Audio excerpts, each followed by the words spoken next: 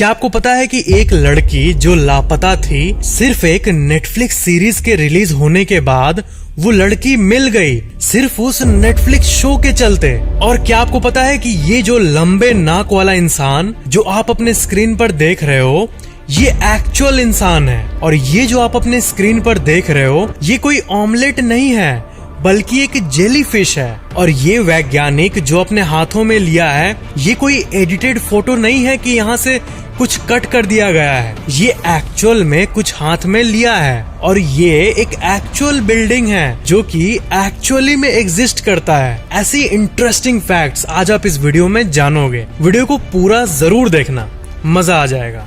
Fact number 20। ऐसा हो तो आपको कैसा लगेगा अगर कोई लड़की बहुत सालों से मिसिंग है और जब उसके बारे में टीवी पर दिखाया गया तब उसको अचानक से फाइंड कर लिया गया। ऐसी एक नेटफ्लिक्स सीरीज थी जिसमें एक लड़की के बारे में बताया गया था नेटफ्लिक्स पे। कायला उनबेनहाउन नाम था उसका, और नेटफ्लिक्स शो का नाम था अनसॉल्व्ड मिस्ट्री, जिसमें परिवार के लोग ही किसी को किडनैप करा देते हैं, उसके बारे में ये शो था। और आपको पता है जब नेटफ्लिक्स पे इसको पब्लिक किया गया इस शो को, तो वही लड़की 6 साल बाद मिल गई अपने परिवार को। एक स्टोर ओनर ने उस लड़की को रिकॉग्नाइज किया उस नेटफ्लिक्स सीरीज के चलते। एक शॉपिंग सेंटर में किसी को नहीं पता था कि इस शो को देखने के बाद ये लड़की वापस मिल जाएगी जो कि किडनैप हुई थी। लेकिन एक शो, एक नेटफ्लिक्स शो और एक सोशल मीडिया पोस्ट का क्या पावर होता है, ये सच्ची कहानी हमें इस चीज को दिखाती है। ये घटना साल 2017 में हुई थी, इसकी किडनैपिंग की घटना। और 6 साल बाद सिर्फ इस नेटफ्लिक्स सीरीज के चलते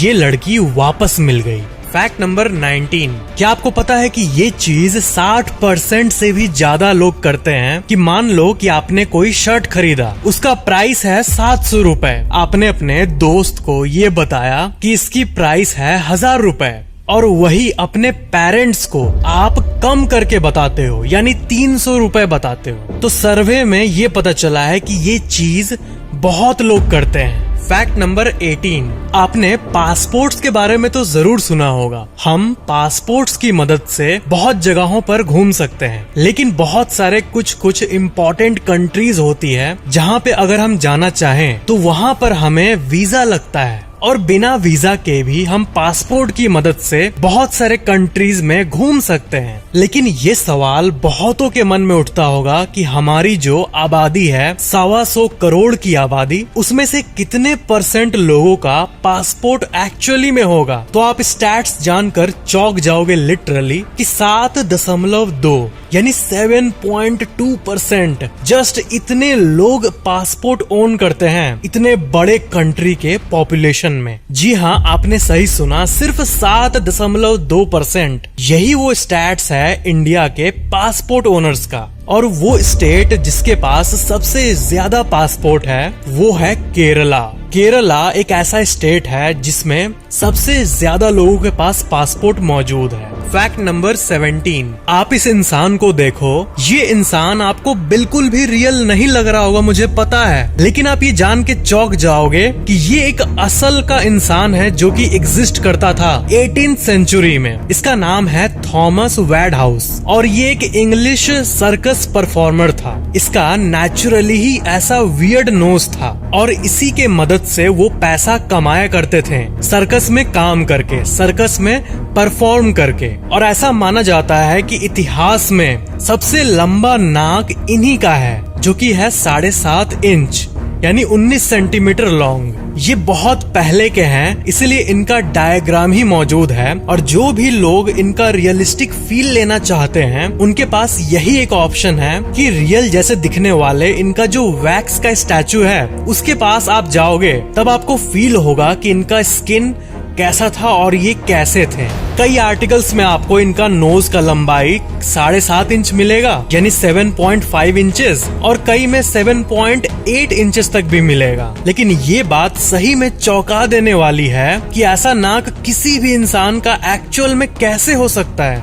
फैक्ट नंबर 16, आपने जेलीफिश कई प्रकार के देखे होंगे। अलग अलग वियर्ड जेलीफिशेस हमारे दुनिया में एग्जिस्ट करती है, लेकिन क्या आपने कभी ऑमलेट जेलीफिश के बारे में सुना है? जैसे अगर किसी गरम कार के बोनेट के ऊपर आप अगर अंडा रख दो तो वो कुछ ऐसा दिखेगा। तो ऐसे ही दिखने वाला एक जेलीफिश होता है जो कि बिल्कुल ऑमलेट की तरह दिखता है और इसलिए इसे ऑमलेट जेलीफिश कहते हैं। और इसके भी कई स्पीसीज होते हैं जिसको कि आप अपने स्क्रीन पर देख सकते हो।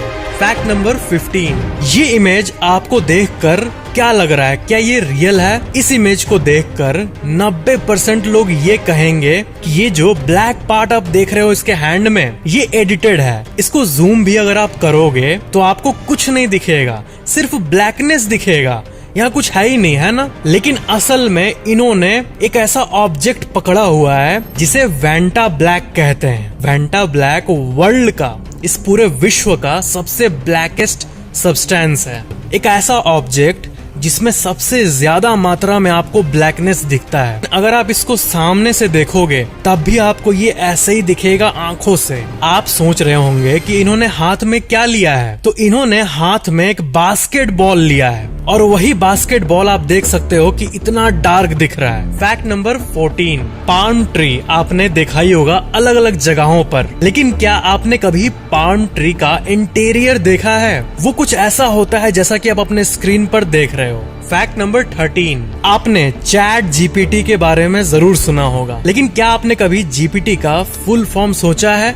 जो चैट जीपीटी अभी हमारे पूरे विश्व में इतना पॉपुलर हो रहा है, ज्यादातर लोगों को इसका फुल फॉर्म नहीं पता। जीपीटी इसका एक्चुअल फुल फॉर्म है जेनरेटिव प्री ट्रेन्ड ट्रांसफॉर्मर, और जीपीटी एक लैंग्वेज मॉडल का नाम है जो कि एक ऐसा एल्गोरिदम है जो कि ह्यूमंस को और डीपली समझने के लिए बनाया गया है। और चैट जीपीटी, ये जो आप अभी इतना सुन रहे हो और अभी जाकर इतना पॉपुलर हुआ है, इसका काम एक्चुअली में साल 2018 से ही चल रहा है। Fact number 12, penguin skeleton. एक मैं आपको अमेजिंग सा इमेज दिखाता हूँ। इसमें आप पेंगुइन के स्केलेटन को देख सकते हो। ये लेफ्ट साइड में एक्चुअल पेंगुइन है और राइट साइड में आप देख सकते हो कि इनका बॉडी का जो स्ट्रक्चर होता है वो कैसा होता है। फैक्ट नंबर 11, अगर आप कभी हैदराबाद गए तो आप अगर वहाँ पर घूमोगे तो आपको ऐसा एक बिल्डिंग देखने मिलेगा, एक ऐसा बिल्डिंग जो कि एक मछली की तरह दिखेगा। तो ये कोई फेक इमेज नहीं है बिल्कुल भी, ये असल में एक रियल बिल्डिंग है। ये है नेशनल फिशरीज डेवलपमेंट बोर्ड और ये तेलंगाना में मौजूद है। इसके अंदर आपको कमरा बिल्कुल नॉर्मल बिल्डिंग की तरह दिखेगा, लेकिन बाहर से इसको ऐसा बनाया गया है कि ये पूरे विश्व का ध्यान अपनी तरफ खींचता है। फैक्ट नंबर 10, आपको पता है आपके पास अगर कोई भी पेट एनिमल है, जैसे कि डॉग, कैट या कोई भी, तो एनिमल होते हैं, लेकिन वो भी कभी कभी पॉपुलर हो जाते हैं किसी मूवी के चलते या फिर किसी टीवी शो के चलते। तो 1961 में एक हॉरर मूवी आई थी जिसका नाम है टेल्स ऑफ टेरर, और मूवी वालों ने न्यूज़पेपर में एडवर्टाइजमेंट दे दिया था कि हमें एक बिल्कुल हॉरर मूवी में फिट बैठने वाली एक ब्लैक रंग की कैट चाहिए। काले कलर की बिल्ली इन्होंने डिमांड किया एड के थ्रू। सारे लोग अपने अपने काले बिल्लियों को लेकर वहां पहुंचना शुरू कर दिए और लाइन में लगने लगे, जैसा कि आप इस इमेज में देख सकते हो। इस फोटो को रैल्फ क्रेन ने फोटोग्राफ किया था और ये उस ऑडिशन के लाइन को दिखाता है कि कैसे सब अपने अपने बिल्ली को लेकर मूवी के लिए पहुंच गए थे। फैक्ट नंबर 9, निविया कंपनी का एक सनस्क्रीन आता है, और सनबर्न एक ऐसी टॉपिक जिसके बारे में मेकअप आर्टिस्ट और अवेयर लोग तो अवेयर है ही, लेकिन बहुत सारे लोग अवेयर नहीं है। तो इसी चीज को डिपिक्ट करने के लिए निविया ने 2 डॉल्स को रिलीज किया था जिसे कोई भी खरीद सकता है। एक ऐसा डॉल जिसको कि अगर आप सूरज पे रखोगे तो एक्चुअल में उसका रंग बदलने लगेगा, और दूसरा जिसपे आप अगर सनस्क्रीन लगाओगे तो वो बिल्कुल नॉर्मल रहेगा।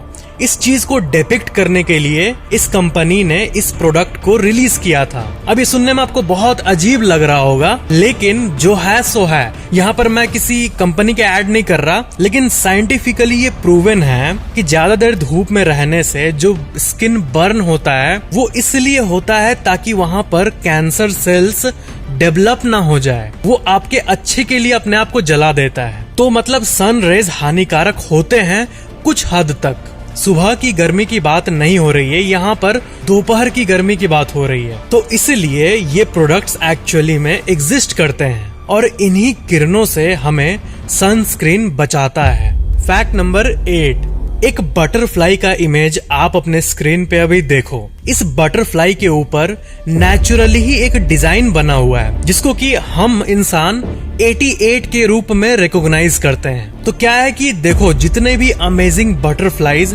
लोगों के हाथ लगे हैं और लोगों ने अपना एक्सपीरियंस शेयर किया है, ये 88 वाला बटरफ्लाई जो है ये बहुत ही ज्यादा कॉमन है। ये असल में एक प्रजाति ही है जिसके ऊपर कोइंसिडेंटली एक ऐसा डायग्राम है जिसको कि हम ह्यूमंस 88 के रूप में रिकॉग्नाइज करते हैं। फैक्ट नंबर 7, क्या आपको पता है कि बंदरों के 250 से भी ज्यादा स्पीसीज मौजूद हैं और वो एक्चुअली में ग्रूमिंग भी करते हैं अपने रिलेशनशिप्स को स्ट्रेंथन करने के लिए। मतलब ये बहुत ही क्लोज है इंसानों के, ये तो आपको पता ही है, लेकिन ये भी ग्रूमिंग पर ध्यान देते हैं और अपने आप को क्लीन करने पे ध्यान देते हैं। ये चीज की मोटिवेशन इनमें भी पाई गई है। यानी जिस तरह इंसान ग्रूमिंग करते हैं वही चीज बंदरों में भी पाई गई है, जो कि बहुत ही अजीब बात है।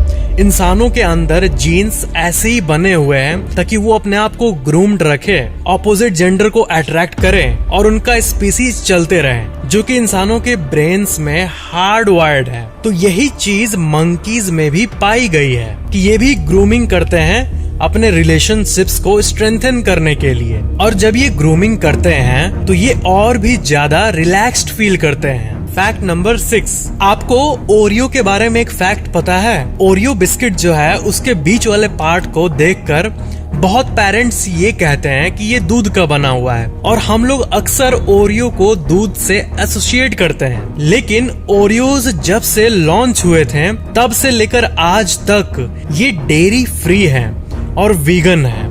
यानी इनके अंदर ये क्रीम पार्ट में एक बूंद भी दूध नहीं होता है। कोई भी ओरियो बिस्किट डेयरी बेस्ड नहीं होता है, ना इसका क्रीम पार्ट ना कोई और पार्ट। फैक्ट नंबर 5, एक ऐसा इंसानी कंडीशन होता है जो कि शायद ही आपको यकीन हो, जिसको कहते हैं कॉन्जेनिटल जेन्यू रेक्यूरवेटम। और ये एक ऐसी अजीब सी कंडीशन है जिसमें जो इंसान का नीज होता है, घुटना, वो उल्टे डायरेक्शन में मुड़ जाता है। और ये कंडीशन ऐसा होता है कि जो पेशेंट होता है वो अपने आप को इस तरह 4 पैरों में चलना कंफर्टेबल महसूस करता है। मतलब ऐसे पेशेंट्स के लिए सीधे चलने से ज्यादा इजी उल्टा चलना, ऐसे चलना होता है। और ये फोटो जो आप अपने स्क्रीन पर देख रहे हो ये है एला हार्पर और ये फोटो 1885 की है। 1886 में हार्पर एक सर्कस परफॉर्मर के रूप में ज्वाइन की थी एक सर्कस को। ऐसे जितने भी लोग होते हैं, जैसे कि किसी का लंबा नाक हो या फिर किसी का भी डिसेबिलिटी हो, वो आप अक्सर देखते होंगे कि वो सर्कस ज्वाइन कर लेते हैं। और क्योंकि इसके चलते ऐसे लोगों का एक सोर्स ऑफ इनकम बन जाता है, तो इसलिए ये इसी करियर को कंटिन्यू करते हैं। फैक्ट नंबर 4, कुछ कंपनीज ऐसे होते हैं जिनका साइज आप इमेजिन भी नहीं कर सकते हो। क्या आपने कभी ब्लैक रॉक कंपनी के बारे में सुना है? शायद आपने इसके बारे में यूट्यूब पे इसके बारे में सुना होगा। ये कंपनी 10 ट्रिलियन डॉलर से भी ज्यादा के एसेट्स को मैनेज करती है। यानी लिटरली हर एक कंपनी जो कि आपके आंखों के सामने है, जैसे कि जो नमक आप खा रहे हो या फिर जो गाड़ी आपके पास है या फिर जिस कंपनी का आप शर्ट पहने हो, लिटरली हर कंपनी में इस कंपनी का इन्वेस्टमेंट है। ये है वर्ल्ड की सबसे powerful asset management company. Tesla, Amazon, Google, Apple, Microsoft से लेकर इंडिया की ऑलमोस्ट सारी कंपनीज, सब में इसका इन्वेस्टमेंट है। आपने इन्वेस्टमेंट्स के बारे में जितनी भी बातें सुनी होगी वो एक्चुअली में सारी इम्पोर्टेंट बातें हैं। और वैसे भी आजकल के लोग फाइनेंशियली और एजुकेटेड बन रहे हैं। तो अगर अभी किसी को एक्चुअली में पैसे के मामले में फ्री बनना है तो वो पूरी दुनिया के साथ ग्रो करके ही बनेगा। टेंशन मत लो, यहाँ पर किसी का एडवर्टाइजमेंट नहीं है, लेकिन मैं पर्सनली ये भी बिलीव करता हूँ कि जो बैंक में लोग पैसे रखते हैं उससे ज्यादा इफिशिएंटली ग्रो वो तब होगा जब वो पैसा पूरे देश पे लगा होगा। एक देश का इंडेक्स जैसे कि निफ्टी 50 या फिर ऐसा कोई भी इंडेक्स। फैक्ट नंबर 3, क्या आपको ये फैक्ट पता है कि ज्यादातर होटल्स के जो बेडशीट और पिलो होते हैं वो व्हाइट कलर के ही क्यों होते हैं आखिर? इसका साइंटिफिक रीजन क्या है आखिर? तो असल में व्हाइट कलर हमारे दिमाग में जो साइकोलॉजिकल इफेक्ट डालता है ये उसी के चलते होता है। व्हाइट कलर हमारे ब्रेन को शांति का अनुभव देता है। इंडिया के फ्लैग में जो व्हाइट कलर मौजूद है वो भी शांति को ही दर्शाता है। और जो ट्रैफिक पुलिस व्हाइट कलर के कपड़े पहनते हैं वो भी पीस को ही डिपिक्ट करने के लिए होता है कि ये लोग रोड पर मैनेजमेंट करके शांति बनाए रखते हैं। और कई सारे सर्वेज में भी ये पता चला था कि होटल्स में जो ये व्हाइट कलर के चादर और पिलो होते हैं इसको लोग लग्जरी से एसोसिएट करते थे और यही ट्रेंड तब से अभी तक चला आ रहा है।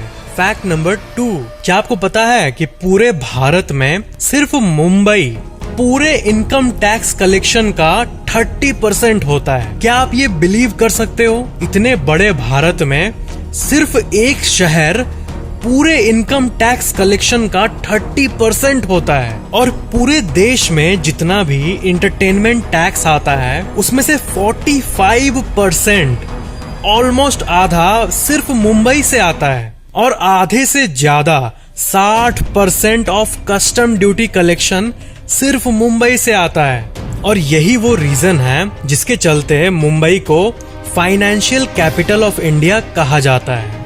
फैक्ट नंबर 1, अगर मैं आपको इंडिया का मैप दिखाऊं और ये पूछूं कि इस पूरे इंडिया के मैप पर सबसे इम्पोर्टेंट पार्ट इंडिया का क्या है? Of course Jammu and Kashmir तो है ही, लेकिन सेफ्टी के नजर से और एकदम एक्चुअल इम्पोर्टेंस की नजर से अगर हम देखें तो भारत के मैप का ये पार्ट जो आप देख रहे हो जिसे कि सिलीगुड़ी कॉरिडोर कहते हैं, ये सबसे इम्पोर्टेंट है क्योंकि इसकी जो लंबाई है वो बस 60 किलोमीटर है और चौड़ाई मात्र 22 किलोमीटर। लेकिन इसको चिकन्स नेक भी कहा जाता है क्योंकि यही पार्ट भारत के इतने बड़े पार्ट जहां पर सिक्किम, मेघालय, अरुणाचल प्रदेश, असम, नागालैंड, त्रिपुरा, ये सब जो स्टेट्स है भारत के, इन सब को ये छोटा सा पार्ट जोड़ता है। तो अगर कोई भी देश यहाँ पर कब्जा कर ले तो ये पूरे भारत के लिए खतरे की बात हो सकती है। तो इसलिए इंडियन आर्मी की इस पार्ट पे बहुत ही